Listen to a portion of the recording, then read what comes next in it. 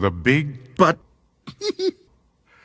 Thomas and Alfred were digging at the edge of the garden when the two men saw a big but Thomas tried to pick it up, but it was stuck to something. Get off my face, sir. So he gave it a good hard jerk, and it came off in his hand.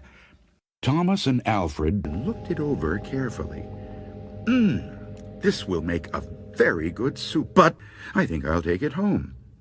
Then the two men heard something groan and scamper away. When the men got home, the first thing they did was start the soup.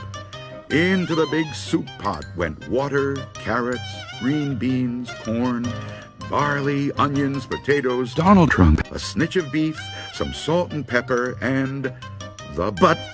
Yum, they said, sniffing it and tasting it. We can hardly wait till supper. A half hour later, Thomas and Alfred Got up and served themselves some soup. that night. Thomas carved the But- into 2 pieces, and they each had a piece. Then they did the dishes, and when it got dark, they went to bed. That night, after Thomas had fallen asleep, Alfred sat in bed trying to read. But all he could think about was the big Butt cheeks. How shiny and smooth they were, how thick and heavy.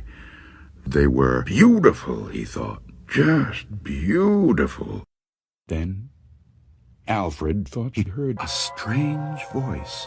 The sound awakened Thomas. It was something out in the street. It was a voice, and it was calling to him. "Where is my boat?" it groaned. When the two men heard that, they got very scared. "Did you hear that?" Alfred asked. "It's just somebody singing," Thomas told himself, but he was frightened. "Well, let's lock the doors," said Alfred. "That's a good idea," said Thomas. Then Thomas and Alfred heard the voice once more, only now it was closer. "Where is my boat?" it groaned. They pulled the blankets over their heads and closed their eyes. "We'll go to sleep," they thought. "When we wake up, it will be gone." But soon they heard the back door open, and again they heard the voice.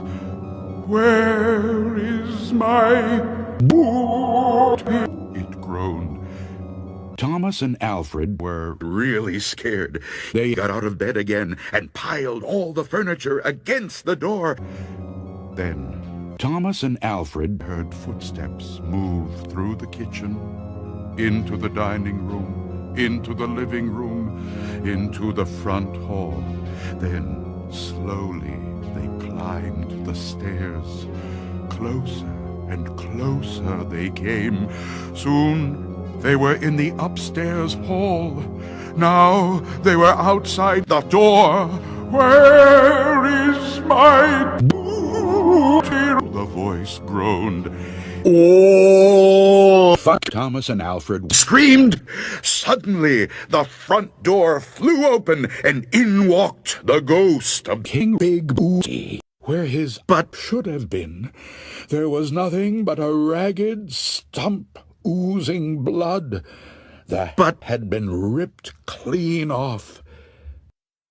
Thomas and Alfred were so afraid that they both smoked 1,100 blunts, just like that. Oh! Smoked weed every day. Thomas and Alfred looked and saw The ghost reached out with his arms and tried to find it. The wind went, and Thomas and Alfred. shivered and shook and moaned, "Oh, Lordy, Lordy!" Then they stopped.